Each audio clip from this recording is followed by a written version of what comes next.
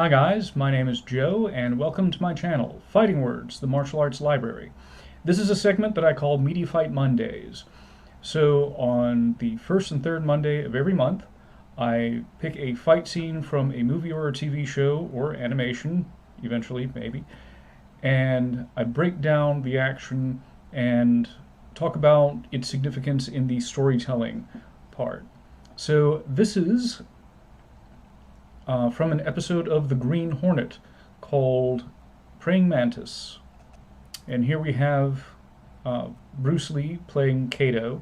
He's facing off against the actor Mako, who I imagine a significant portion of my audience knows as the voice of Uncle Iroh. But he was in movies. See, this was in the 60s. I think he began a little bit, maybe as far back as the 50s. And yes, had a decades-long career. You know, several. He made every role that he had very memorable. So the plot of this particular scene, to set it up, is the Green Hornet and Kato are sort of vigilantes, but under the guise of organized criminals. So they come in and beat up other criminals to take over their turf, but that's not actually what happens. That's just sort of what they do to blend in with the underworld. Anyway, in this particular fight, Kato's going to fight, I think the character's name is Lo Sing, played by Mako. And I was trying to look into the choreography, who did the choreography for this. There is no particular individual credited. It said that Bruce Lee did a lot of the fight choreography overall for the show. Yet I did find out that Dan Inosanto has an uncredited part as Mako's stunt double.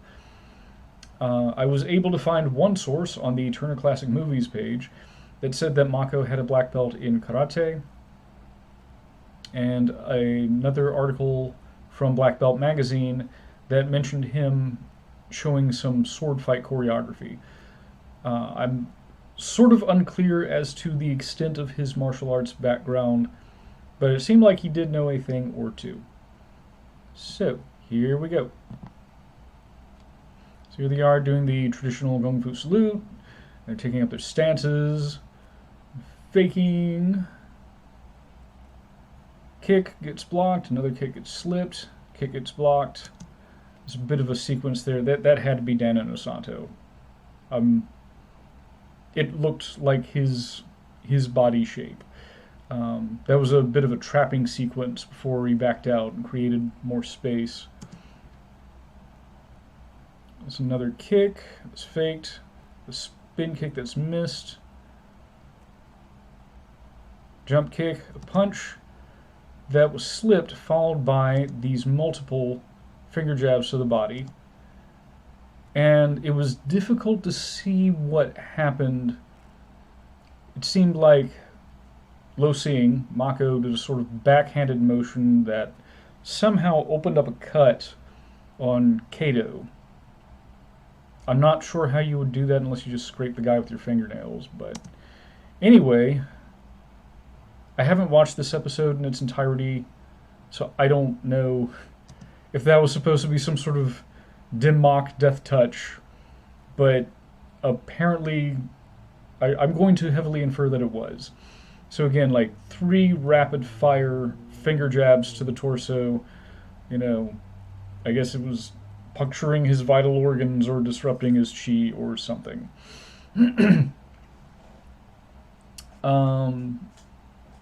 So, as far as technical realism goes, this was very fancy. Fancy stuff isn't necessarily realistic. I'm going to take off for that. As far as the storytelling element, I think it portrays these gentlemen as being very closely matched. And I think that does a good job. They kept the death relatively ungraphic, which is sort of in keeping with the time. This was, I think, 1966. So, you know, you have to kill a guy with martial arts without making it bloody. All right, how's this? Bruce Lee's kicks, the round kicks to the head, were, I would say, those were pretty in line with something that's practical. The little trapping sequence, not so much, but it was also kept kind of brief.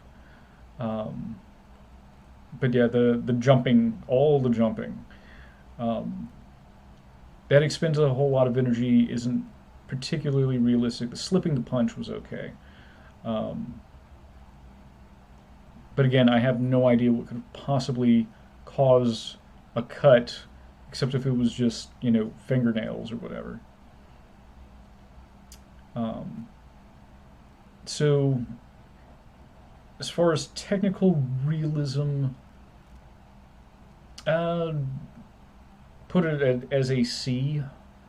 So taking off points for the jumping around and the posturing and all that. But there were some realistic elements, again, you know, the round kicks and the slipping of techniques. Storytelling wise, there actually wasn't a whole lot going on because of that. The story itself was the fight and how these guys were relatively evenly matched.